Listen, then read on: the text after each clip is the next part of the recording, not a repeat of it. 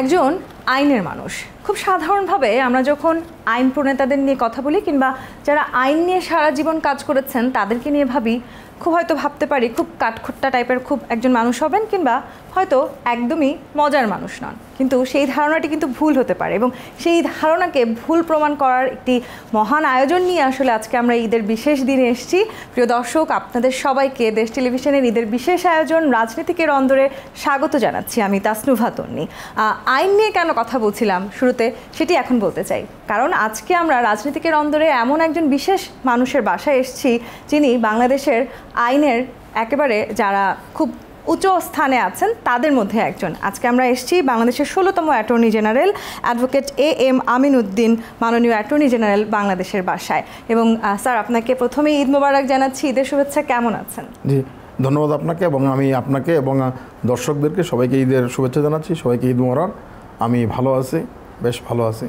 Sir, খুব একটু ভিন্নভাবে আমি শুরু করবার চেষ্টা করছিলাম। সাধারণ যারা মানুষ আছেন তারা ভাবেন যে আপনি সারা জীবন আইন নিয়ে কাজ করেছেন, তার মানে হয়তো আপনার সাথে গল্প করাটা খুব কঠিন হবে। কিন্তু আমরা যখন আসলে আজকে আপনার বাসায় আসলাম, একেবারে আপনার অন্দরমহলে আপনার ড্রয়িং রুমে বসে আছি আমরা, আপনি কিন্তু শুরুতেই আসলে আমাদের সাথে অনেক হাস্যজ্জ্বলভাবে গল্প করছিলেন। একটু সেই জায়গাটি থেকে শুরু করতে চাই। এই যে দীর্ঘদিন আসলে আইন পেশার সাথে আপনি জড়িয়ে আছেন, ছোটোবেলাটা কোথায় কেটেছে আপনার? ছোটোবেলার গল্পটা দিয়ে একটু শুরু করি। জি, আমি ছোটোবেলাটা আমরা আজিমপুর কলোনিতে থাকতাম। সেখানে আমার বেড়ে ওঠা, সেখানে আমার কৈশোর বেড়ে ওঠা সব কিছু কিন্তু আজিমপুর কলোনিতে। আজিমপুর কলোনি হচ্ছে ঢাকা শহরের একটা পশ্চিম দিকের একটা অন্যতম একটা বিশেষ জায়গা। সেখানে সরকারি কর্মকর্তারা থাকেন, তাদের সন্তানরা থাকেন এবং এখানে এটা অনেক বড় একটা কলোনি, প্রায় 80টা বিল্ডিং, প্রতিটা বিল্ডিংয়ে 16টা করে ফ্যামিলি থাকেন, যার ফলে বিশাল একটা ফ্যামিলি। এবং এখানে আমাদের সেই কলোনিতে আমাদের পাশে স্কুল থাকে। আমরা পড়তাম ওয়েস্ট এন্ডে, আমাদের কিছু বন্ধুরা পড়তো ল্যাবরেটরি স্কুলে, দুটোই পাশাপাশি স্কুল, দুই মাথায়, একটা ছিল উত্তর পাশে, একটা ছিল দক্ষিণ পাশে আজিমপুর কলোনির। তো এইখানে আমরা স্কুলে পড়তাম। আমাদের কলোনিতে কিন্তু প্রচুর মাঠ ছিল, খেলার মাঠ ছিল, বড় ফুটবল খেলার জন্য 3টা মাঠ ছিল, ক্রিকেট খেলার জন্য আমাদের এইখানে একটা বড় বিখ্যাত টিম ছিল ইয়াং প্যাকেসেস। সেখান থেকে আমাদের ন্যাশনাল টিমের অনেক প্লেয়াররা বের হয়েছেন, অনেকে খেলাধুলা করেছেন সেই মাঠটায়। সেই মাঠ ছিল, ফুটবল খেলার মাঠ ছিল আমাদের, ওইখানে নিয়মিত টুর্নামেন্ট খেলা হতো। অর্থাৎ আজিমপুরে আমরা যখন বড় হয়ে ছোটোবেলার থেকে যে কাটিয়েছি, আমরা যখন আমাদের কৈশোরটা কাটিয়েছি, আমাদের যৌবনের সময়টা কাটিয়েছি, সেই সময়টা কিন্তু আমরা দেখেছি যে আজিমপুরটা একটা একদম ভাইব্রেন্ট, বলতে যা বোঝায় তাই ছিল আজিমপুরটা। এই যে আপনি বলছিলেন যে একটা কলোনিতে বেড়ে উঠেছেন, অর্থাৎ অনেক বন্ধুবান্ধব ছিল নিশ্চয়ই, তার মানে আপনার একেবারে দুরন্ত শৈশব কৈশোর কেটেছে। সেই সময়কার কথা জানতে চাই, ছোটোবেলার ঈদগুলো কেমন কেটেছে? বন্ধুবান্ধবদের নিয়ে আসলে বেশিরভাগ সময় বাইরে ঘুরে ঘুরে কাটিয়েছেন নাকি একটু ঘর কোণে ছিলেন? না, আমাদের কলোনিতে হতো কি, সারা বছর তো আমাদের গার্জিয়ানরা ঘুরতে বের হতে দিত না। সন্ধ্যার পরে ঈদের দিন যেদিন চাঁদ দেখা যেত, ওই দিন কিন্তু আমরা সবাই, বিশেষ করে রোজারিতে আমরা করতাম কি, সবাই ওই মাগরিবের নামাজ পড়ে সবাই একসাথে চাঁদ দেখা গেছে ওই বের হয়ে চিৎকার চেঁচামেচি করা আরম্ভ হতো। তা মাঠে খেলতে যেতাম, তারপরে এখানে বাজি ফোটানো হতো। এই ধরনের বিভিন্ন ধরনের দুষ্টামি করা, উদযাপন করা আর কি, বিভিন্নভাবে আমরা এই দিনটাকে উদযাপন করতে যেতাম। চাঁদ রাতটাকে, বিশেষ করে চাঁদ রাতকে আমরা হ্যাঁ একদম, বিশেষ করে বাজি ফোটানোটা আমাদের একদম বড় ছিল, একটা তারাবাতি জ্বালানো, হ্যাঁ সব বন্ধুরা মিলে। এবং কলোনিতে হয় কি, একই বয়সের অনেক ছেলেরা থাকে, অনেক ছেলে, ধরুন 20 জন 30 জন থাকে একই বয়সের, এক ক্লাসে পরিপূর্ণ। এবং সকালবেলা আমরা সবাই নামাজ পড়তে যেতাম, সবার গার্জিয়ানদের সাথে নামাজ পড়তে যেতাম। নামাজ পড়ে এসে খাওয়া দাওয়া করে তারপর একসাথে বের হতাম। বের হয়ে আমার মনে আছে আমরা লাইন ধরে ধরে অনেকের বাসায় যেতাম, বন্ধুদের বাসায় সালাম করতে যেতাম, ওনার মাকে বা ইয়েকে। তো আমাদেরকে 4 আনা এরকম পয়সা দিতেন ঈদের সালামি। ওইটা কিন্তু অসম্ভব একটা ছিল আমাদের কাছে, অন্যরকম আনন্দ ছিল। সেই 4 আনা হয়তো অনেক বেশি, অনেক বড় ছিল। এরপরে আপনি সিটি কলেজে পড়েছেন, ঢাকা বিশ্ববিদ্যালয়ে পড়েছেন, সেই জার্নিটা একটু জানতে চাই। যখন আসলে স্কুল জীবনে ছিলেন কিংবা যে সময়টাতে আপনি কলেজ জীবনে ছিলেন, সব সময় কি আসলে কোনো না কোনোভাবে আইনের পেশায় জড়িত হবার? না, আইনের পেশায় জড়িত না। আমি হয় কি, আমার বাবা আমাকে বলতেন সবসময় যে তুমি আইনজীবী হও। আমার মাথায় একটা ঢুকিয়ে দিয়েছিলেন, যার ফলে আমি যখন আমি অনার্স ঢাকা বিশ্ববিদ্যালয়ে অনার্সে আমি ভর্তি হতে পারিনি, তখন আমার বাবা বললেন তুমি বিএ পাস করে তুমি ল পড়ো। সেই হিসাবে আমি ঢাকা কলেজ থেকে বিএ পাস করে আমি ল পড়লাম। আর আমার রেজাল্টটাও ভালো ছিল, লতে মাস্টার্স করলাম আমি ঢাকা ইউনিভার্সিটি থেকে, সেটা আমার ভালো ছিল। কিন্তু আমার ওই মানে যে আইনজীবী হওয়ার জন্য আইন পেশা গ্রহণ করা, এটা আমার একদম প্রথম থেকে একটা মাথার কাজ করেছে আর কি, ব্যাক অফ দ্য মাইন্ড এটা সবসময় ছিল যে আমি আইনজীবী হব। সেইভাবে আমি নিজেকে প্রস্তুত করা, এবং আমি যখন পাশ করি, আমরা ল পাশ করার সাথে আমি বার কাউন্সিলের পরীক্ষা দিলাম। বার কাউন্সিলের পরীক্ষা দিয়ে আমি যখন আইনজীবী হই তখন আমার বয়স 24 বা 25 ছিল। তখন আমাদের সময় কিন্তু অধিকাংশরাই একটু বয়স্করা আসতেন, কিন্তু আমরা কয়েকজন আসলাম। তখন আমরা ইয়াং হিসেবে, আমরা ধরুন 8-10 জন ছিলাম বারে, আমরা এসে জয়েন করলাম। তখন আমাদের পর থেকে আস্তে আস্তে ইয়াংরা আসা আরম্ভ হলো। এই যে তরুণ বয়সে, একেবারে তরুণ বয়সে আপনি একজন আইন কর্মকর্তা হিসেবে নিজেকে আসলে প্রতিষ্ঠিত করতে পেরেছেন বলা চলে। বলা বাহুল্য যে আপনি আপনার বাবার কথা বলছিলেন, আপনি আপনার মায়ের কথা বলেছিলেন, ওনাদের অবদান তো নিঃসন্দেহে একেবারেই অনস্বীকার্য। একটু যদি আপনার বাবা মার গল্পটা শুনি। আমার বাবা একজন সরকারি কর্মকর্তা ছিলেন, উনি একদম সাদামাটা মানুষ ছিলেন, অফিসে যেতেন আসতেন, এবং উনি আমাদেরকে চেষ্টা করতেন। আমার বাবা আমার মা দুজনই যে ছেলেদেরকে, আমরা 3 ভাই 1 বোন। তো আমি ছিলাম দ্বিতীয়, আমার বড় বোন ছিলেন সবার বড়, তারপর আমি, আমার পরের 2 ভাই। তো আমার বাবা মার চেষ্টা ছিল যে ছেলেদেরকে লেখাপড়া করানো, তারা যেন একটা ভালো প্রফেশনে যায়, এইটা চিন্তা করা। সব আমাদের সময়কার সব বাবা মারা এটা চিন্তা করতেন, লেখাপড়া প্রথম করতে হবে, না করলে ছেলেরা এখন যেমন খেলাধুলাতে বাপ মারা পাঠায় দিচ্ছে, কোচিংয়ে পাঠাচ্ছে খেলাধুলার, আমাদের সময় তো এটা ছিল না। সবাই চিন্তা করতো লেখাপড়া না করতে পারলে, ভালো চাকরি বাকরি না করতে পারলে কিছুই করা যাবে না। তো আমাদেরও এরকম একটা হয়তো ইয়ে ছিল, কিন্তু আমাকে ওই যে আইনজীবী হওয়া, আইনজীবীতে আসা, আর আমাদের সময় হয় কি কতগুলো মামলা হয়েছিল, আপনাদের হয়তো তখন ওই সময় জন্মই হয়নি, আপনারা পরবর্তী প্রজন্মের মানুষ। মিন্নিহার বানু একটা মামলা, রাজশাহী বিশ্ববিদ্যালয়, এটা খুব বিখ্যাত একটা মামলা ছিল। অত এই ধরনের কয়েকটা মামলার কারণে ইকবালের একটা মামলা ছিল, ইকবাল তার স্ত্রীকে মেরেছিলেন। তো এই মামলাগুলো প্রতিদিন পত্রিকায় আসতো, এবং যার ফলে হয় কি এটা আনন্দ, মানে এটা আগ্রহ বোধ করতাম, অ্যাডভেঞ্চার এবং আগ্রহ বোধ করতাম যে এইভাবে মামলা হচ্ছে, করতো প্রতিদিন। ওই যে তখন দৈনিক বাংলা একটা পত্রিকা ছিল, প্রতিদিন বের হতো, এবং দৈনিক বাংলায় পুরো কোর্টের প্রসিডিংটা ছাপানো হতো, কি প্রশ্ন করলেন, কি উত্তর দিলেন। এইটাতে হয় কি আরো আমাদের মতো অনেকেরই আগ্রহ তৈরি হলো যে এটা দেখতে হবে কি হয়। এটা যেহেতু আপনি বলছিলেন যে আপনার রেজাল্ট ভালো ছিল, আপনাকে হয়তো খুব বেশি বেগ পেতে হয়নি এই জায়গাটিতে আসতে। আপনি মার কথা বলছিলেন, ছোটবেলায় ঈদের সালামের কথা বলছিলেন, মার হাতে প্রিয় খাবারের কথা কি মনে পড়ে? ছোটবেলায় সকালে উঠে মার কোন খাবারটি আসলে খাওয়ার জন্য অপেক্ষা করতেন? আমার মা তখন কোরমা করতেন আর কি, কোরমাটা বানাতেন আর পোলাও বানাতেন। তো ওই কোরমাটা আমার খুব পছন্দ হতো, কোরমাটা খেতে খুব পছন্দ করতাম, একটু মিষ্টি মিষ্টি ভাব ছিল এটা খাওয়ায়, ওইটা আমার মনে আছে। আমার মা আর সেমাই বানাতেন, এই 2টা জিনিস আমার পছন্দ ছিল। তখন এখনকার মতো এত কিছু ছিল না, তো খুব সাদামাটা জীবন ছিল, তো তখন ওই কোরমা বানাতেন আর সেমাইটা পছন্দ করতাম। স্যার, এই যে আপনার ছোটবেলাটা একেবারে আজিমপুরের কলোনিতে কেটেছে, অর্থাৎ খুব বলা চলে হয়তো একটু দুর্দান্তই ছিলেন আপনি, যেহেতু এত বন্ধু বান্ধব নিয়ে বেড়ে উঠেছেন। সেখান থেকে বাংলাদেশের সর্বোচ্চ আইন প্রণেতা হয়ে ওঠার একটা বিশাল গল্প নিশ্চয়ই আপনার আছে। এই যে নিজেকে আসলে এই পর্যায়ে পর্যন্ত আপনি নিয়ে এসেছেন, এখানে নিশ্চয়ই আপনার বন্ধু বান্ধবদের একটা বড় অবদান ছিল, কিংবা রাজনৈতিক এক ধরনের দর্শন নিশ্চয়ই আপনার ছিল। সেই দর্শনের জায়গাটি একটু জানতে চাই, কিভাবে আসলে ঠিক এই পর্যায়টিতে আসবেন ভেবেছেন? দেখেন, আমি যখন কলেজে পড়তাম, ঢাকা কলেজে পড়তাম, বা আমি সিটি কলেজে পড়ছি, তখন আমরা ছাত্রলীগের রাজনীতির সাথে আমরা জড়িত হই। আমাদের সেই সময়ে আমাদের যে ছাত্রলীগ করতেন, আমাদের একটা মাহফুজুর রহমান বাবু নামে আমাদের এক বড় ভাই ছিলেন, তাকে কিন্তু এরশাদের সময় জিয়াউর রহমান তাকে কিন্তু তুলে নিয়ে যে গুম করে দেয়, ওনাকে আর কোনো খোঁজ পাওয়া যায়নি।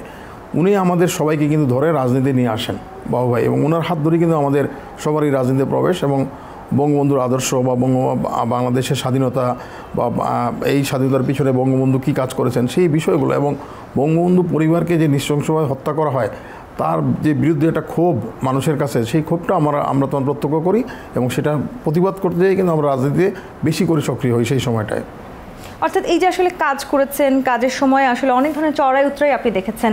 বাংলাদেশের অনেক, আপনি বলছিলেন যে বঙ্গবন্ধু হত্যা করবার যে সময়টা, সেই সময়টাও আপনি, তখন আমি ছোট ছিলাম, ক্লাস 7-8 পড়তাম, কিন্তু এটা মনে আছে আমাদের, মানে এই বিষয়টা আমাদের কাছে মানুষের মধ্যে একটা প্রচণ্ড ক্ষোভ এবং চাপা বয়সের যে আবেগ, একটা বেদনার ইয়ে ছিল, যে এইভাবে একটা পরিবারকে, এভাবে বঙ্গবন্ধু যিনি সারা জীবন এই দেশের মানুষের জন্য কাজ করলেন, তাকে এইভাবে নৃশংসভাবে হত্যা করা হলো, তার পুরো পরিবার পরিজনকে হত্যা করা হলো।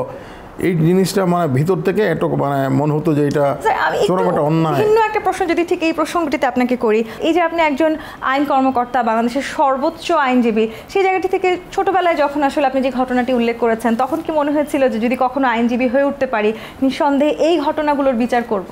না দেখেন আমি বিচারে সহায়তা করা না, ওই সময় তো আমরা এত চিন্তা করতে পারি নাই, কিন্তু প্রতিবাদ করার কথা মনে হতো। আমরা মিছিলে যেতাম বঙ্গবন্ধু হত্যার প্রতিবাদে, তখন আমাদের একটা ছিল বাংলা হবে ভিয়েতনাম, বঙ্গবন্ধুর হত্যার পরিণাম, আমরা বিভিন্ন ধরনের স্লোগান উচ্চারণ করতাম সেই সময়, এটা আমার মনে আছে। যে মানে প্রতিবাদের ভাষাটা আমাদের কাছে ছিল স্লোগানের মাধ্যমে, এবং সেই স্লোগানটা আমরা প্রতিদিনই করতাম কলেজের থেকে বা ইউনিভার্সিটি থেকে, যা বিশ্ববিদ্যালয়ে মিছিল করা, এই ধরনের কাজগুলো ছিল আমাদের। কিন্তু আমি ভবিষ্যতে যে আইনজীবী হয়ে এই মামলায় আমি সম্পৃক্ত হতে পারবো, এটা আমার কখনো চিন্তা হচ্ছে বা আমি চিন্তা করতে পারিনি। যখন হতে পেরেছেন তখনকার অনুভূতি একটু জানেন? তখন আমি যখন আইনজীবী হলাম তখন আমাদের কিন্তু একটা ছিল সমন্বয় পরিষদ, আইনজীবী সমন্বয় পরিষদ। আমরা কিন্তু প্রতিবারই সেমিনার করতাম এটা নিয়ে। তখন তো বঙ্গবন্ধু হত্যার যে বিচারটাকে কিন্তু বন্ধ করে দেওয়া হয়েছিল একটা অধ্যাদেশ দ্বারা, ইন্ডিমিনিটি অর্ডিন্যান্স। তো ওই অর্ডিন্যান্সটা বাতিলের জন্য আমরা প্রচুরভাবে আমরা মিটিং করেছি, সভা সমিতি করেছি, প্ল্যাকার্ড নিয়ে আমরা দাঁড়িয়েছিলাম, আমরা প্রতি সময়ই এটা করতাম। পরবর্তীতে যখন এটা বাতিল করা হলো 96-তে যখন আওয়ামী লীগ সরকারে আসে, তখন বাতিল করার সময় সৌভাগ্যক্রমে ওই সময় আমি অ্যাটর্নি জেনারেল হিসেবে অ্যাসিস্ট্যান্ট অ্যাটর্নি জেনারেল হিসেবে কাজ করি অ্যাটর্নি জেনারেল অফিসে। সেই সময় মামলাটা যখন শুনানি হয় তখন আমাদের অ্যাটর্নি জেনারেল ছিলেন জনাব KS নবী, ওনার সাথে আমরা প্রতিদিন এই মামলাটা শুনানিতে যেতাম। এবং এই মামলাটা শুনানি শেষে আমার মনে আছে উনি আমাদের সবাইকে নিয়ে গেলেন মাননীয় প্রধানমন্ত্রী, ওনার কাছে নিয়ে গেলেন, আমাদের নিয়ে পরিচয় করা দিলেন যে ওরা সবাই ছিল এই মামলাটা। আমার এটা মনে আছে যে মাননীয় প্রধান বিচারপতি আজকে যিনি আছেন উনি ছিলেন, আমি ছিলাম, তারপর বিমান প্রতিমন্ত্রী জনাব মাহবুব আলী, আমরা কয়েকজন ছিলাম, এবং আমাদের সাথে আরও অন্য সিনিয়ররাও ছিলেন, মনসুর লোক চৌধুরী সাহেব, আমাদের সবাইকে নিয়ে গেলেন। উনি প্রায় 10-12 জন আমাদের নিয়ে গেলেন, নিয়ে মাননীয় প্রধানমন্ত্রীর সাথে আমাদের কথা বলালেন। এটা আমার মনে আছে, উনি আমাদেরকে বললেন যে তোমরা কাজ করো, সুন্দরভাবে কাজ করো, এই যে আমাদের উপদেশ দিলেন, এটা কিন্তু একটা বড় অনুপ্রেরণা হিসেবে আমাদের কাজ করেছিল। আপনি বলছিলেন যে আপনি খুব ছোটবেলা থেকে আপনার বাবা আসলে আপনাদের মাঝে সেই স্বপ্নের বীজ বপন করেছিলেন যে বড় হয়ে হয়তো আইনের কর্মকর্তা হবেন। বড় হয়ে যখন আইনের সাথে আপনি যুক্ত হয়েছেন, তখন আসলে কখনো ভেবেছেন কিনা কোনো না কোনো সময় অ্যাটর্নি জেনারেল হবেন, ঠিক এই পর্যায়টিতে আসবেন, বাংলাদেশের সবার সাথে এতখানি সংযুক্ত হবার সুযোগ হবে? দেখেন আমি বলি, আমি কাজ করতাম প্রথম থেকেই, আমি কাজ করতাম জনাব মাহবুব আলম, যিনি আমার পূর্ববর্তী অ্যাটর্নি জেনারেল হিসেবে কাজ করেছেন, তার সাথে আমার কাজ করা। 1996 যখন আওয়ামী লীগ ক্ষমতায় আসলো তখন সহকারী অ্যাটর্নি জেনারেল হিসেবে আমাদেরকে সিলেক্ট করা হলো, আমাদের বলা হয়, আমরা বললাম হ্যাঁ আমি হতে রাজি আছি, আমরা গেলাম। যখন আমি সহকারী অ্যাটর্নি জেনারেল হলাম তখন থেকে কিন্তু আমার মনে ছিল যে হ্যাঁ আমি একদিন একটা ভালো আইনজীবী হব, আমি চেষ্টা করবো। আমি চেষ্টা করেছিলাম সেই সময় যে আমি যে কোর্টে যেন আমি ভালো পারফর্ম করতে পারি। আমি এখানে যে আমি সুযোগ পেলাম সহকারী আইনজীবী অ্যাটর্নি জেনারেল হিসেবে কাজ করার, এই সুযোগটা আমি কাজে লাগাতে চাই, আমি ভালো মতো কাজ করতে চাই। সেই সময় আমি চেষ্টা করেছিলাম এবং আমার মনে হয় আমি ভালোই করেছিলাম, কারণ আমাকে তখন সর্বকনিষ্ঠ ডেপুটি অ্যাটর্নি জেনারেল হিসেবে আমাকে পদোন্নতি দেওয়া হয়েছিল। যখন পদোন্নতি দেওয়া হয় তখন ছিলেন মাহমুদুল ইসলাম অ্যাটর্নি জেনারেল, এবং মাহমুদুল ইসলাম সাহেব ছিলেন কিন্তু আমাদের দেশের আইনের জগতে একজন অন্যতম একজন ব্যক্তিত্ব সম্পন্ন মানুষ এবং একজন বিশিষ্ট আইনজীবী। তো উনি কিন্তু আবার খুব নৈর্ব্যক্তিকভাবে দেখতেন, উনি আমাকে যে কোনো কারণে মনে করলেন যে আমি পারবো, উনি আমাকে ডেপুটি অ্যাটর্নি জেনারেল করলেন। তার পরবর্তীতে যখন বিএনপি ক্ষমতা আসলো আমরা চলে আসলাম, আর আওয়ামী লীগ যখন আবার ক্ষমতায় আসলো 2009-এ, তখন মাহবুব আলম সাহেব অ্যাটর্নি জেনারেল হলেন। হ্যাঁ, তখন হয়তো আমি মনে করতাম, কারণ আমি যখন বিচারক হওয়ার জন্য আমাদের বন্ধুরা যখন হলো, আমি তো ওই লাইনে আমরা ওইদিকে যাইনি, তখন আমার একটা ইচ্ছে ছিল কোনো একদিন যদি আমাকে নেওয়া হয় আমি অবশ্যই হব। দারুণ। এই যে আসলে আইনের জটিল রসায়ন আমরা শুনছি, সেখান থেকে একটু ব্যক্তিগত রসায়ন আমরা জানবো। একটি বিরতি নিতে চাই দর্শক, রাজনীতিকের অন্দরে একটি বিরতি নিয়ে ফিরছি, সাথেই থাকুন।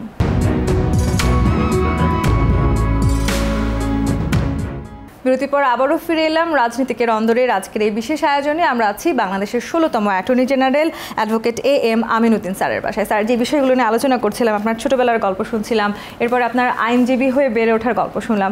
দীর্ঘদিন আপনি আইন নিয়ে কাজ করেছেন, বাংলাদেশের খুব সাধারণ মানুষের সাথে আপনার কাজ করার সুযোগ হয়েছে। সেখান থেকে একটু জানতে চাই, এই যে আসলে আইন নিয়ে এক ধরনের জটিলতার কথা আমরা প্রায় শুনি, বিশেষ করে একেবারে প্রত্যন্ত অঞ্চলে যারা আছেন তারা অনেকে হয়তো ভয়ও পান একজন আইনজীবীর কাছে যেতে।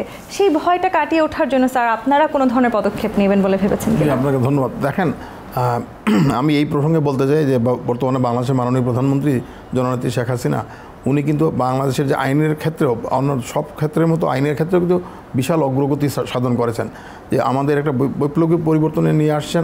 আপনি জানেন যে আমাদের দেশে যে গরিব মানুষ যারা আদালতে আসতে পারতো না, তাদের আর্থিক সঙ্গতি ছিল না, তাদেরকে কিন্তু আদালতে তাদের যে মামলাগুলো তারা করতে পারে, তার অধিকার যেন আদায় করতে পারে, তার অধিকারের জন্য লড়াই করতে পারে, সেই জন্য উনি আমাদের একটা করে দিয়েছেন, একটা সংস্থান করে দিয়েছেন। সেটা হচ্ছে যে লিগ্যাল এইড একটা কমিটি করছেন, লিগ্যাল এইড কমিশন করছেন। সেই লিগ্যাল এইড আইন অনুযায়ী প্রত্যেকটা জেলায় একটা লিগ্যাল এইড কমিটি থাকে।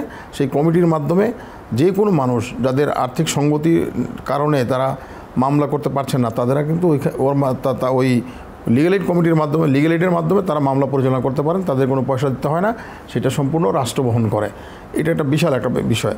আর আইনজীবী হিসাবে আমি যেটা মনে করি যে এখন আমরা আইনজীবীরা কিন্তু মানুষের সাথে কথা বলার সময় আমরা চেষ্টা করি তার কথাগুলো শোনার জন্য, তার কি সমস্যা সেটা শোনার জন্য।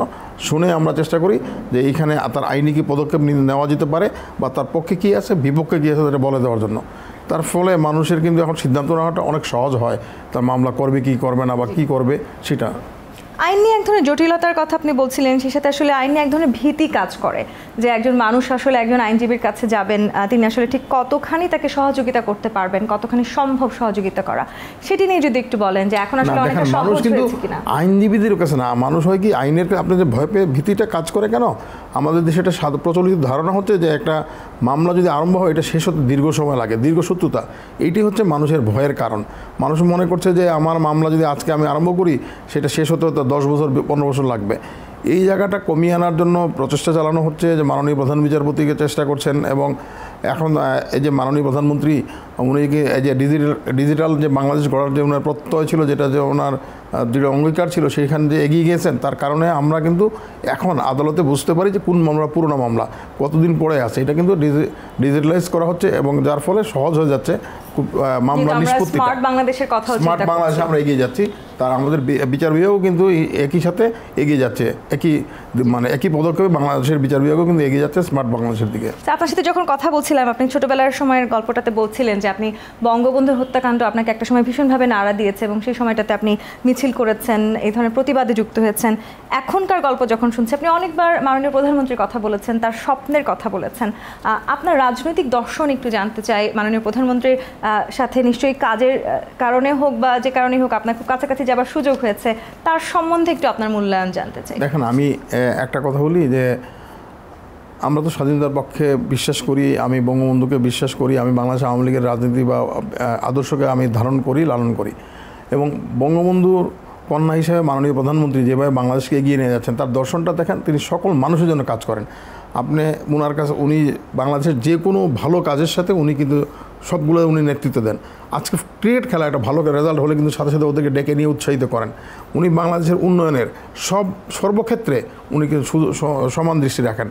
এবং দেখেন, যে কোনো বিষয়ে যে ওনার নজরে নিয়ে আসা হলে উনি কিন্তু এটা চেষ্টা করেন এটাকে নেতৃত্ব দিয়ে বাংলাদেশকে, বাংলাদেশের যে কোনো বিষয়টাকে এগিয়ে নিয়ে যেতে। এবং দেখেন, আজকের যে বাংলাদেশ, এই যে অগ্রগতি সম্পূর্ণ কিন্তু ওনার। আজকে একটা যখন বাংলাদেশ ছিল একটা তলাবিহীন ঝুড়ি, আজকে কিন্তু বাংলাদেশের পরিপূর্ণ একটা ঝুড়ি হয়ে গেছে। সেটা কিন্তু মাননীয় প্রধানমন্ত্রীর নেতৃত্বের অবদান, ওনার অবদান এটা। এবং সেই অগ্রযাত্রায় আসলে আপনাদের মতন যারা খুবই রাষ্ট্রের গুরুত্বপূর্ণ পদে দায়িত্বরত আছেন, আপনাদেরও আসলে এক ধরনের অবদান আছে। সেখান থেকে একটু জানতে চাই যে এত দীর্ঘ কর্মজীবন আপনার, প্রতিনিয়ত আসলে আইনের এই জটিল বিষয়গুলো নিয়ে আপনাকে চিন্তা করতে হচ্ছে, কাজ করতে হচ্ছে। কখনো কি মনে হয়েছে আসলে ব্যক্তিগত জীবনে আপনি একটু নিজেকে কম সময় দিয়েছেন, বা আপনার যারা একেবারে কাছের মানুষ, পরিবারে যারা আছেন তাদেরকে সময় কম দিয়েছেন?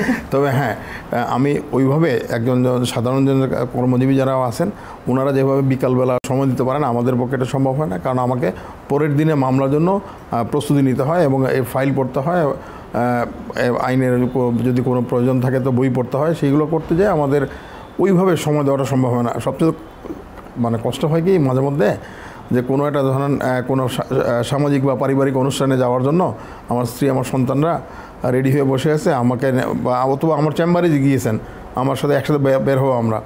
ওনারা যাওয়ার পরেও দেখেন আমার হয়তো 1 ঘন্টা ওনাদের বসিয়ে রাখেছি, 2 ঘন্টা বসিয়ে রাখতে হয়েছে আমাকে। কখনো ঝগড়া হয়েছে কি? না, ঝগড়া হয়নি। কারণ আমার স্ত্রী তো, আমার হয় কি, আমার বিয়ের পরেই আমি তখন মাহবুব আলম সাহেবের চেম্বারে কাজ করতাম, সেই সময়ই আমি রাত্রে 10টা 11টা, অনেক দিন 11:30টার দিকে বাসায় ফিরতাম।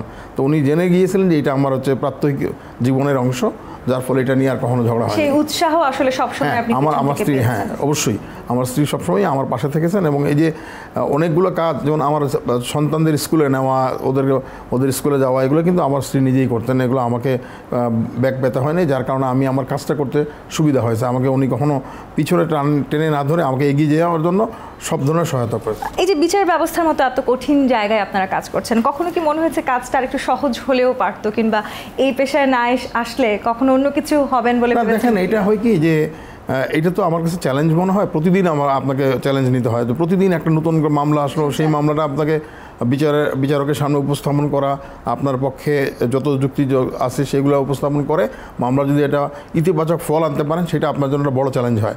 তো এই ক্ষেত্রে আমার কাছে প্রতিদিন সকালবেলা ঘুম থেকে উঠে মনে হয় আজকে এই মামলা আছে, এগুলো করব, এবং এইখানে যে আমাদের এই চ্যালেঞ্জগুলো আছে এগুলো আমার কাছে প্রতিদিন এটা একটা চ্যালেঞ্জিং জব মনে হয়। এটা আমার কাছে পছন্দ করি আমি। এত চ্যালেঞ্জের মাঝে আসলে নিজের জন্য কখনো অবসরের সময় পান কি, কিংবা যে সময়টা অবসর কাটে সেই সময় কি করেন? দেখেন, আমি ছুটির সময়টাতে বিশেষ করে যে এই যে এখন ঈদের বন্ধ আছে, আমি 4-5 দিন আমি ঘরেই থাকবো। আমার স্ত্রী আমাকে যেটা বলেন মাঝে মধ্যে, আমি এই সময় শুয়ে থাকি, পেপার পড়ি, এগুলো করি আর কি। একদম অলস সময় কাটানো বলতে যা বোঝায় সেটাই করি। গান শুনতে পছন্দ? আমি গান শুনি, আমি রবীন্দ্রসঙ্গীত আমি খুব পছন্দ করি, আমি রবীন্দ্রসঙ্গীত শোনার চেষ্টা করি। গান শিখেছেন কখনো, কিংবা গান করার ইচ্ছা হয়েছে? আমার গলা যদি গান আরম্ভ করি তাহলে আর কেউ গান শুনবে না। না, আমরা আসলে সেই প্রত্যাশা কিন্তু রাখতে পারি। ওই যে কাঠখোট্টার যে ব্যাপারটি থাকে, যারা আইন নিয়ে কাজ করছেন সেখান থেকে আমাদের একটু বেরিয়েও আসা উচিত।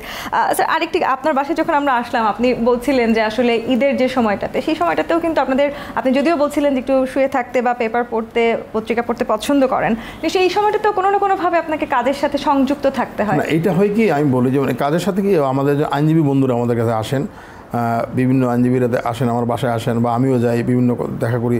যেমন আমি এখন অ্যাটর্নি জেনারেল হিসেবে আমি কতগুলো রাষ্ট্রীয় প্রোটোকল আছে, যে আমি মহামান্য রাষ্ট্রপতির সাথে দেখা করতে যাই, মাননীয় প্রধানমন্ত্রীর সাথে দেখা করতে যাই, এবং প্রধান বিচারপতি মহোদয়ের সাথে দেখা করতে যাই, এবং আমার বাসায় কিন্তু অনেকে আসেন, আমাদের আইনজীবী বন্ধুরা আসেন। তো এইভাবে সারাটা দিন কেটে যায়। একটু ভিন্ন একটা প্রশ্ন করে এই জায়গাটিতে, এই যে অ্যাটর্নি জেনারেল হয়েছেন, ছোটবেলায় যারা বন্ধু ছিলেন, কলোনির যারা বন্ধু ছিলেন, তাদের সাথে কি এখন তারা এখন ভয় পান যে বন্ধু অ্যাটর্নি জেনারেল হয়ে গিয়েছেন? আপনি এইটা কিন্তু আমার খুব একটা ভালো জিনিস। আমার বন্ধুরা কিন্তু আমাদের সাথে সবসময় যোগাযোগ করে, এবং আমরা সপ্তাহে কমপক্ষে একদিন আমার বাসায় আসে, বা আমরা বসে গল্প করি। ওরা কিন্তু সন্ধ্যার পরে প্রায়ই আমার বাসায় আসে। অ্যাটর্নি জেনারেল হিসেবে আপনাকে তারা ওরা আমার বন্ধু হিসেবে আসে, ওরা বন্ধু হিসেবে থাকে, এবং আমরা কিন্তু প্রায়ই গল্প করি একসাথে। মানে কোনো বন্ধুর বাসায় হয়তো ওরা আমাকে দাওয়াত দিলে আমি কিন্তু যাওয়ার চেষ্টা করি, এবং হয়তো আমি ওই সময়টা বাধা ধরার সময় যেতে পারি না, কিন্তু আমি যাই, দেরি হলেও আমি যাই। আমি বন্ধুদের সাথে গল্প করতে পছন্দ করি। ওর তো আমার একদম ছোটোবেলার বন্ধু, স্কুলের বন্ধু। ওদের সাথে আমার সম্পর্কটা অন্য ধরনের সম্পর্ক। সেই সম্পর্কটা আমি কখনো আমি খুব উপভোগ করি ওদের। আপনি বলছিলেন যে আপনি একদম ছোট থেকে বড় হয়েছেন ঢাকায়, আজিমপুরের কলোনিতে। আপনি তো সম্ভবত কুলাউড়া আপনার আমার বাড়ি। জি, কুলাউড়া আমার বাড়ি। সেখানে কি যাওয়া হয়? আমার যাওয়া হয়, আমি যাওয়া হয়, এটা ধরুন বছরে 2 বছর একবার যাই। ওইখানে আমার আত্মীয়স্বজন আছেন, ওদের কাছে দেখা হয়, ওনাদের যাই আমি। কিন্তু আমি যে আমার বন্ধু হচ্ছে সব বন্ধুবান্ধব কিন্তু ঢাকাতেই, কারণ আমার যেহেতু লেখাপড়া এখানে করেছি, স্কুল আমার এখানে, কলেজ এখানে, সব কিছু আমার এখানে, যার ফলে আমার বন্ধুদের যে ওইখানে আমার আত্মীয়রা আছেন, কিন্তু বন্ধু হচ্ছে আমার ঢাকাতেই। স্যার, একদম যারা সাধারণ মানুষ আছেন, অর্থাৎ যারা খেটে খাওয়া মানুষ আছেন, তারা হয়তো এখনও বাংলাদেশে যারা আইনজীবী হিসেবে খুবই গুরুত্বপূর্ণ পদে কাজ করছেন, অথবা খুব উচ্চ পর্যায়ে যারা কাজ করছেন, তাদের কাছে গিয়ে একটি সাহায্য চাইবেন আইন নিয়ে, সেটি ভাবতে একটু এখনও হয়তো তাদের মাঝে একদম দ্বিধা কাজ করে। এই জায়গাগুলো কি আমরা আসলে কমিয়ে নিয়ে আসতে পারি? দেখেন, আমি তো আইনজীবী হিসেবে আমি যখন অ্যাটর্নি জেনারেল হিসেবে জয়েন করি, তারপরে আমি এটা প্রতিদিন, আপনি বিকালে আমার অফিসে আসেন, দেখবেন যে সাধারণ মানুষ যারা একদম লুঙ্গি পরে যারা আসেন, ওনাদেরও কিন্তু আমার অফিসে প্রতিদিন পাবেন। আপনার 5-7 আসছেন, ওনাদের বিভিন্ন সমস্যার কথা, যেগুলো আমার হয়তো কিছুই করার নাই, তারপর ওনারা আসেন, আমি শুনি ওনাদের কথা, আমি চেষ্টা করি ওনাদের বলতে এখানে যান। অথবা ধরেন কারো একজন আত্মীয়কে হত্যা করা হয়েছে, উনি সেই হত্যাকারী হয়তো হাইকোর্টে এসে বেলের জন্য অভিযুক্ত তিনি বেল নিয়ে গেছেন, তারা আসে আমার কাছে বা বলে আসে। আমরা চেষ্টা করি তাদের মামলাগুলো যেন উত্তম যত্নের সাথে করার জন্য, দৃঢ়তার সাথে করার জন্য, এই চেষ্টাগুলো আমি করি। এবং প্রতিদিনই আপনি দেখবেন সরকারি কর্মকর্তা তো আসেন তাদের দাপ্তরিক কাজে, কিন্তু সাধারণ মানুষ অ্যাটর্নি জেনারেল অফিসে প্রতিদিনই আসেন, এবং আমার সাথে বিকালবেলা 4টা থেকে 5টা, 5:30 পর্যন্ত দেখবেন 10-15 জন লোকের সাথে দেখা করেন। সর্বোচ্চ আইনি সহায়তা দেওয়ার আমি চেষ্টা করি। আমি কিন্তু কখনো কোনো মানুষের সাথে যে আমি সময় নাই, কথা বলতে পারবো না, আমি এটা কখনো করি না। আমি সবার কথা শোনার চেষ্টা করি।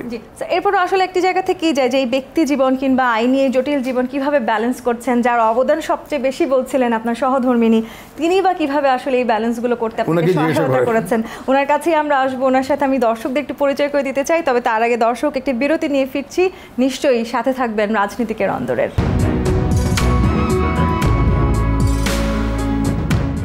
বিরতির পর আবারও ফিরে এলাম রাজনীতিকের আয়োজনের আজকের এই বিশেষ আয়োজনে। দর্শক, আপনারা জানেন আজকে আমরা জনাব অ্যাটর্নি জেনারেল জনাব AM আমিন উদ্দিনের বাসায় আছি, জানার চেষ্টা করছি তার জীবনের জানা অজানা নানান কথা। এবং বিরতির আগে তিনি যেমনটি বলছিলেন, তার ব্যক্তি জীবন নিয়ে আমরা শুনছিলাম, তার কর্মময় জীবন নিয়ে আমরা শুনছিলাম, এবং ব্যক্তি জীবনে তার পেছনে যে মানুষটি সব সময় তাকে সাহস জুগিয়েছেন, যে মানুষটির অবদান তিনি বারবার বলছেন, যে মানুষটির অবদান হয়তো অনস্বীকার্য, তিনি এই মুহূর্তে আমাদের সাথে যুক্ত হয়েছেন। আমাদের সাথে আছেন attorney general AM Amin Uddin স্যারের সহধর্মিণী। ম্যাডাম, আপনাকে স্বাগত জানাচ্ছি রাজনীতিকের অন্দরে। কেমন আছেন? ঈদ মোবারক। ঈদ মোবারক।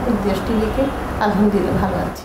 আপনাকে দেখেই আসলে বোঝা যাচ্ছিল, স্যার যখন বলছিলেন যে সব কাজে আপনি পাশে আছেন, স্যারের পেছন থেকে সাহস জুগিয়েছেন, ঠিক এরকমই একটা মানুষ হয়তো আমরাও কল্পনা করছিলাম যে দেখতে এরকমই মিষ্টি শান্তশিষ্ট একজন মানুষ হবেন।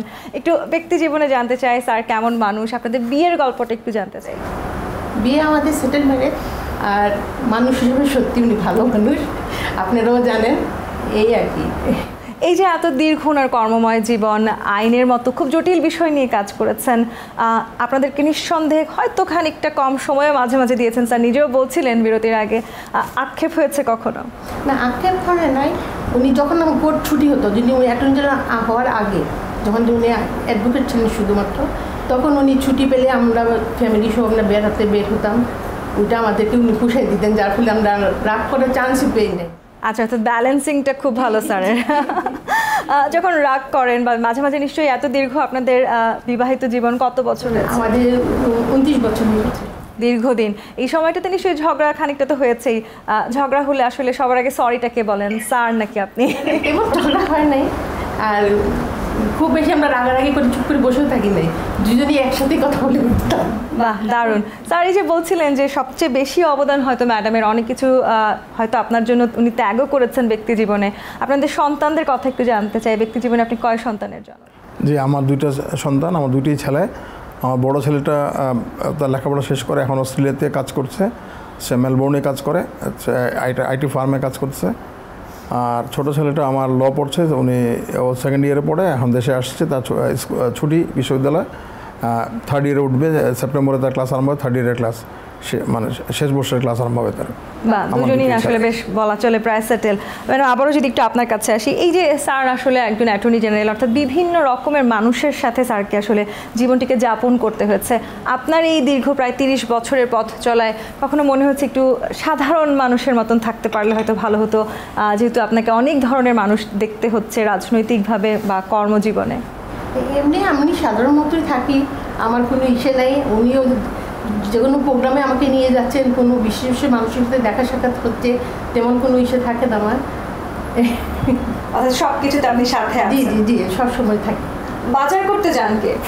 না, আমি আগে, এখন যান না, সময় পান না, কিন্তু আগে যেতেন। বাজার করাটা কিন্তু আমার একটা প্রিয় ইয়ে ছিল, আমি নিজেই যেতাম। আমি মাছ তরকারি এগুলো আমি ফ্রেশ কিনাটার চেষ্টা করতাম। এখন অ্যাটর্নি জেনারেল হওয়ার পরে অনেক সময় কাজের চাপে আমি যেতে পারি না, কিন্তু আমি অন্য সময় রেগুলারই যেতাম। দারুণ। আর এই যে ঈদের দিন এখন উনিই করতে, ওনার উপরে দায়িত্ব, উনি অনেকটা দায়িত্ব নিশ্চয়ই। ঈদের সময়গুলোতে কি করা হয়, ঈদটা কিভাবে কাটান স্যারের সাথে? ওই দিনগুলোতে নিশ্চয়ই একটু সময় বেশি পেয়ে যান। হ্যাঁ হ্যাঁ, আমরা একসাথে যেখানে থাকি, আমরা ঈদেই একসাথে, মানে যেখানে যে বেড়াতে একসাথেই যাই। আমার দেবররাও আসে, আমরা সব সময়, আমার দেবর, আমার আগে যখন শ্বশুর ছিলেন, আমরা একসাথেই তো ছিলাম। তো ঈদটা আমাদের খুব মজাই হতো, আমাদের খুব হইচই হতো। স্যার, আপনি মায়ের হাতের প্রিয় খাবারের কথা বলছিলেন, একটু সহধর্মিনীর হাতের প্রিয় খাবারের কথা জানতে চাই। সেই টেস্ট পরিবর্তন হয়েছে কি? সহধর্মিনীর হাতের ঠিক কোন খাবারটি আপনার সবচেয়ে প্রিয়? দেখেন, আমি এটা বলি, উনি কিন্তু অনেক কিছু বানাতে পারেন। আমি এটা ওনার কি বলবো, আমি উনি কাবাব বানান, উনি অনেক কিছু, মানে ওনার একটা অন্যতম শখ হচ্ছে যে নতুন নতুন রান্না করা, এবং উনি প্রতিদিনই কিছু না কিছু নতুন রান্না করেন এবং আমরা খাই। এবং আমার ছেলেরাও পছন্দ করে, এবং আমার ছেলেরা বিশেষ করে কাবাব জাতীয় খাবার পছন্দ করে, উনি কাবাব বানান। এবং আমি মাছ খাওয়াটা পছন্দ করি, উনি আমার জন্য প্রতিদিন কিছু না কিছু মাছের তরকারি রান্না করেন বা এ করেন। এবং ঈদের সময় বিশেষ করে উনি কতলা সেমাই, হালুয়া, তারপরে এগুলো তো বানানি উনি। সাথে সাথে আমাদের সিলেটি মানুষ তো, আমরা সাতকরাটা খাই আমরা, তো উনি সাতকরা দিয়ে মানে বিভিন্ন ধরনের মাংসের প্রস্তুত করেন, খাওয়ান, এগুলো আমার খুব পছন্দের আর কি। স্যার একটা কথা বলছিলেন খুব গুরুত্ব দিয়ে, স্যার আসলে যখন খুব কঠিন দায়িত্ব পালন করেছেন, আপনি পাশে থেকেছেন, ওনাকে সাপোর্ট করেছেন, এই সময়গুলোতে আসলে আপনার অনুভূতিটা কি ছিল? আপনি কখনো খুব প্রেশারাইজড ফিল করেছেন? কিছুটা করছি, ভয় লাগতো, মানে যখন মামলাটা আমরা শুনি যে কঠিন মামলায় যাচ্ছে তখন একটু টেনশনেই থাকি। তারপর বাসায় যতক্ষণ না আসে, খোঁজখবর না পাই, তখন মানে টেনশনেই আমাকে থাকতে হয়। বাসায় আসার পর আমি একটু রিল্যাক্স, এক ধরনের চাপ অনুভব করেছেন সব। দেখেন আরেকটা আমি বলি যে উনি যেটা আমি অনেক সময় রাতের বেলা ঘরে এসে খাওয়া দাওয়ার পরে উনি শুয়ে আছেন, আমি হয়তো পাশে বসে টেবিলে বসে পড়ছি, বাচ্চারা কিন্তু ঘুমের ডিস্টার্ব হয়, কিন্তু কখনো আমাকে বলে নাই যে না তুমি বাইরে যা পড়ো। আমরা আমার শোয়ার ঘরেই এটা টেবিল আছে, আমার ছোটো টেবিল ছিল, ওই টেবিলে বসে আমরা পড়তাম, আমি বই টই নিয়ে পড়তাম। রাত্রেবেলা অনেক রাত হয়তো পড়তে হতো, শেষ না করে আমি পড়তাম না, কিন্তু উনি কখনো আমাকে বলে না যে আমার ঘুমের ডিস্টার্ব হচ্ছে, তুমি বাইরে যা পড়ো, ওই রুমে পড়ো, এটা আমার কখনো উনি বলেন। দুর্দান্ত সাপোর্ট। মানে এভাবে আসলে একজন পাশে না থাকলে হয়তো এতখানি কাজ করে এতখানি এগিয়ে যাওয়াটাও খুব কঠিন হয়ে যেত। আমি কখনো তাকে কোর্টেও টেলিফোন করি না, যে এখন কোর্টের টেলিফোনকে ডিস্টার্বে, কোনো যতই জরুরি হোক না কেন, আমি খুব যে জরুরি হয় তাহলে আমি বিকাল 5টার পরে, কারণ আমি 5টার পরে একটু ফ্রি থাকি, তখন আমি আমার যে কাজটা জরুরি আমি তাহলে বলি এই সমস্যা এই সমস্যা। এর আগে আমার যতই সমস্যা হোক আমি তাকে ডিস্টার্ব করি না যে কোর্টে থাকবে, এখন ফোন ধরবে না। আপনারা একসাথে যখন জীবন শুরু করেছিলেন তখন তো স্যার অ্যাটর্নি জেনারেল ছিলেন না, সেই সময়ের ঈদগুলো নিশ্চয়ই একটু ভিন্ন রকম ছিল, এখনের ঈদগুলো একটু ভিন্ন রকম। পুরোনো ঈদগুলোর কথা মনে পড়ে? তখন আমরা আসলে রিক্সা করে বেড়াতাম, তখন আমাদের গাড়ি ছিল না, আমরা দুইজন, আমাদের বাচ্চা তখন আমার ছেলে মেয়ে হয় নাই, আমরা তার বন্ধুদের বাসায়, তার স্কুল ফ্রেন্ড মানে খুবই প্রিয়, তার এখনও আছে, তারা মিস করেন সেই দিনগুলো। রিক্সা করে আমরা যে বেড়াতাম, আজিমপুর যেতাম, বা আমার মার বাড়ি ছিল কল্যাণপুর, আমরা এই আজিমপুর থেকে রিক্সা করে কল্যাণপুর যেতাম, আমার বন্ধুদের বাসা যেতাম, ভালোই মানে। আচ্ছা, যতই আমরা সর্বোচ্চ আইনজীবীকে খুব কঠিন রাফ অ্যান্ড টাফ মানুষ ভাবি, তিনি খানিকটা হয়তো সেরকম না একেবারে। উনি খুবই হাস্যোজ্জ্বল মানুষ, সেটা আমরা আসলে আজকেই আড্ডায় বুঝতেও পারছি। আপনার কাছে যদি একটু জিজ্ঞেস করি, স্যার যেটি বলছিলেন যে ওনার বাবা মায়ের একটা বড় অবদান আছে ওনার জীবনের, পরে হয়তো সর্বোচ্চ অবদানটি আপনি রেখেছেন, দীর্ঘদিন ধরে তার সাথে আপনার পথ চলা। কখনো অবসর জীবন যদি দুজন একসাথে কাটানোর সুযোগ পান, কি করতে চান? বেড়াতে যাবো, দুজন মিলে একসাথে বেড়াতে যাবো। যে ছেলেরা তো এখন অলরেডি বড় হয়ে গেছে, আমাকে বলে ছেলেরা পড়ালেখা শেষ করে ফেলছে, বিয়ে শাদী দিলে তখন আমরা খালি বেড়াবো। ওই ঘোরার শখ আপনাদের দুজনের? খুবই ঘুরতে পারে, উনি খুবই ঘোরা পছন্দ করেন। জি, আপনার কাছে আরেকটি প্রশ্ন করতে চাই, আমরা প্রায় শেষ দিকে চলে এসেছি। এই যে আপনি দীর্ঘ একটি জীবনকে যাপন করেছেন, কর্মময় জীবন, আপনার ব্যক্তি জীবন, ম্যাডাম বলেছেন আপনি সবভাবেই আসলে যথেষ্ট সার্থক একজন মানুষ বলা চলে, জীবনটিকে দেখেছেন খুব কাছ থেকে। মৃত্যু চিন্তা কি কখনো এসছে? মৃত্যুকে নিয়ে কখনো ভাবেন কিনা? হ্যাঁ, অবশ্যই, কারণ আমি যেহেতু মুসলমান মানুষ এবং আমি যেহেতু মানুষ, আমাকে মরতেই হবে, এই বিশ্বাসটা আমার আছে এবং এটা আমি সবসময় চিন্তা করি। আমি এই জন্য আমি প্রতিটি কাজে চিন্তা করি যে আমাকে মরার পরে আল্লাহর কাছে দাঁড়াতে হবে, একদিন আমাকে বিচারের সামনে দাঁড়াতে হবে। সেই কারণে আমি চেষ্টা করি, আমি কোনো সজ্ঞানে কখনো কোনো অন্যায় করার চেষ্টা করি না। আমি চেষ্টা করি যে মানুষের যেন কোনো ক্ষতি যেন না হয় আমাকে দিয়ে, মানুষের জন্য কোনো অন্যায় আমি না করি, সেটা আমি সর্বোচ্চ চেষ্টা করি। একটু আপনার কাছে বাংলাদেশকে আপনি কোথায় দেখতে চান, বাংলাদেশকে নিয়ে আপনার কি ভাবনা, সেটি যদি একটু ছোট করে দেন। আমি বলতে চাই যে আমাদের মাননীয় প্রধানমন্ত্রী যেভাবে বাংলাদেশকে নেতৃত্ব দিচ্ছেন, আমি বিশ্বাস করি বাংলাদেশ খুব বেশি দিন লাগবে না, আমরা কিন্তু একটা উন্নত দেশে পরিণত হব। আজকে আমাদের যোগাযোগ ব্যবস্থা যেভাবে যেই জায়গায় এগিয়ে গিয়েছে, আমাদের খাদ্যের যে ঘাটতি ছিল সেটা নাই, সব দিক দিয়েই বাংলাদেশ এগিয়ে যাচ্ছে। এবং এই ইউক্রেন এবং রাশিয়ান যুদ্ধের কারণে আমাদের অর্থনীতির হয়তো কিছুটা একটু চাপের মধ্যে আছে, কিন্তু এইটা কিন্তু থাকবে না, এটা কাটিয়ে উঠছেন। এবং দেখেন জনমানুষে কিন্তু এটা প্রভাব পড়ছে না, মাননীয় প্রধানমন্ত্রী মানুষকে নিয়ে যেভাবে এগিয়ে যাচ্ছেন, আমি আশা করছি আগামী 10 থেকে 15 বছরের ভিতরে বাংলাদেশ এখন যে জায়গায় আছে তার চেয়ে অনেক বেশি এগিয়ে যাবে এবং বাংলাদেশের সত্যিকারভাবে একটা উন্নত দেশে পরিণত হবে। দারুণ। স্যার, একদম শেষ মুহূর্তে চলে এসেছি। আপনি ঈদের এই বিশেষ দিনে, বিশেষ করে আপনি এবং ম্যাডাম আপনারা দুজনে আমাদেরকে সময় দিয়েছেন, একটু যদি আমাদের দেশ টেলিভিশনের দর্শকদের উদ্দেশ্যে আপনার কিছু বলার থাকে। আপনাকে ধন্যবাদ, দেশ টেলিভিশনকে এবং দেশ টেলিভিশন সকল দর্শকদেরকে আমি জানাচ্ছি ঈদ মোবারক। আপনারা সবাই ভালো থাকবেন, ঈদে খাবেন, ঘোরাঘুরি করবেন এবং সবাই ভালো থাকবেন। আমি একটা গোপন তথ্য ফাঁস করতে চাই। স্যার যখন বারবার খাবারের কথা বলছিলেন কিংবা ম্যাডামের হাতের রান্না ভীষণ মজা বলছিলেন, আমাদের কিন্তু সেই সুযোগ হয়েছে যে আসলে ম্যাডামের হাতের খাবার খানিকটা টেস্ট করে দেখবার। আমি আশা করব কিংবা আমি খুব মিস করছি যে হয়তো আমাদের টেলিভিশন সেটের ওপারে যারা বসে আছেন তারাও হয়তো কোনো না কোনো দিন সেই সুযোগ পাবেন। অসংখ্য ধন্যবাদ স্যার আপনাকে, ম্যাডাম আপনাকেও ধন্যবাদ আমাদেরকে সময় দিয়েছেন। দর্শক, রাজনীতিকের অন্দরের আজকের এই বিশেষ পর্ব থেকে বিদায় নিচ্ছি। ধন্যবাদ এতক্ষণ আমাদের সাথে থাকার জন্য।